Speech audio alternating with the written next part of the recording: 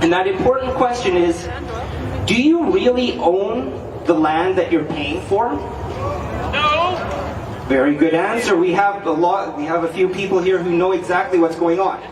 Did God charge the Queen a certain amount of money for the land that we know as Canada? No. Does Mother Earth charge you money to grow food, to live on the land, to be prosperous? No. So the Queen came over, got a bunch of land for free, and then charged all of us money to have the right to be on that land. And not only that, she charges taxes. And this is a question I brought up in a speech to the truckers. It's like, if you really want to correct the injustice in Canada, you actually have to follow things all the way back to the first injustice. And the first injustice is some crown, royal family from the other side of the ocean, taking a bunch of land for free and charging each and every one of us money to live on that land. They've done it everywhere, Daniel. They've done it everywhere. That's a very good point.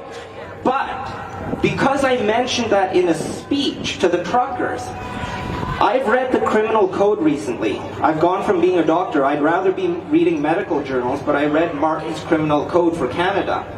What I said was sedition. That's advocating the overthrow of a government.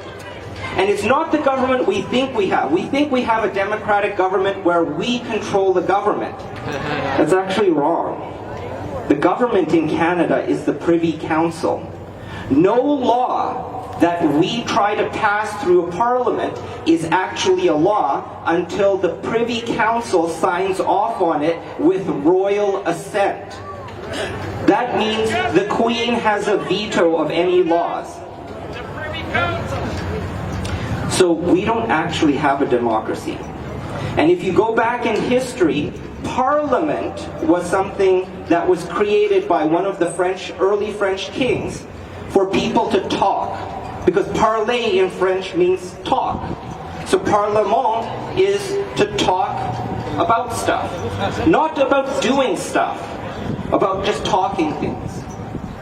It's not actually meant to change the power structure that controls us, controls how much we work, how much of our own work we have to give someone else.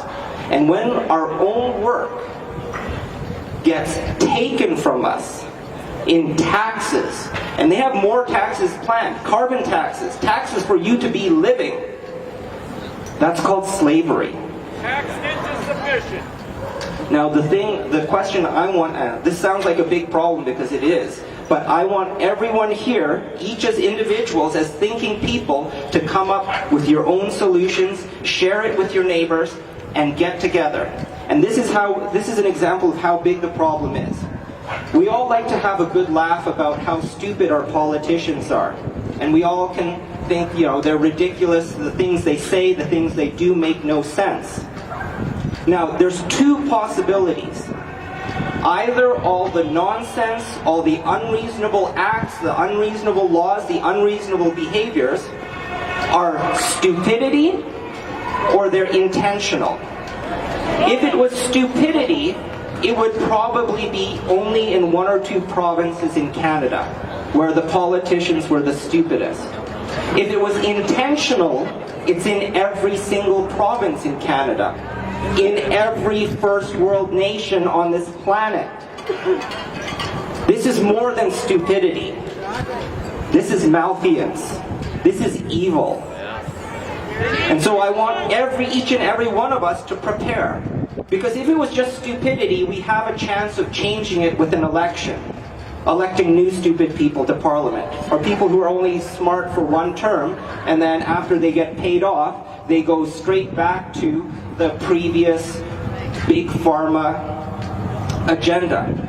This is something that's happening right before our eyes, that's on a scale of evil that we have never seen before. Even worse than fascist Nazi Germany, fascist communist Russia, and the Cultural Revolution, which killed hundreds of millions of people in China. This is the big one. And each and every one of you are alive today for a reason. Because you can see clearly. You can see beyond your backyard and see that this type of evil, an evil that progresses far beyond stupidity, this is intentional harm being brought upon men, women, and children. And I'll leave it to each and every one of you to do your own research to figure out why. But more importantly, figure things out and come up with solutions.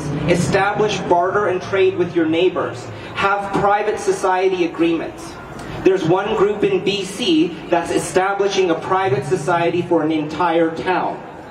And once they establish their private society for an entire town, that town is going to stop paying property taxes to the government of British Columbia.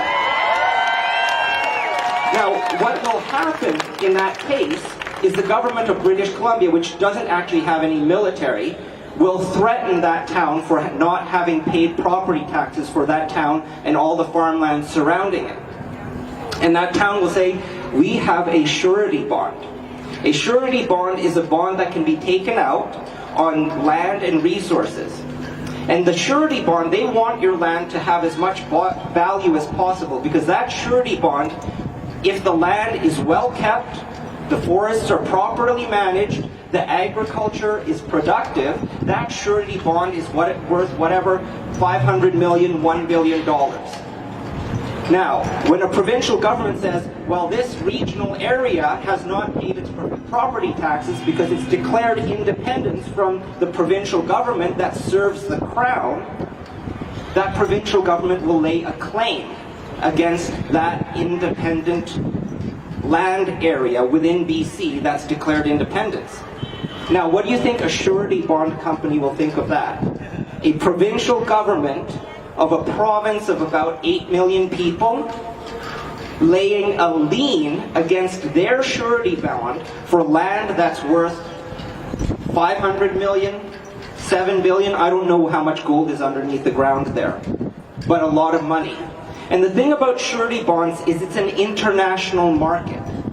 So you're dealing with international trust funds and investors that buy into the surety bond, which is a share in the land that had declared independence in a very rich part of British Columbia. They're not going to want a provincial government to have a lien against their bond. They're going to say, no, you know what? You mismanaged the land, province of British Columbia, you decreased the value. The locals here have set up their own jurisdiction. They manage the land better. They have a surety bond, which allows them to trade internationally. No more taxes, unless you want to fight an international trust fund. So I'm hoping that within the next year we're going to see the deconstruction of British Columbia into individual, independent jurisdictions, each with the management of their own land. And I hope to see that in Alberta, maybe even in Alberta first. So go Alberta. Thank you very much for letting me speak.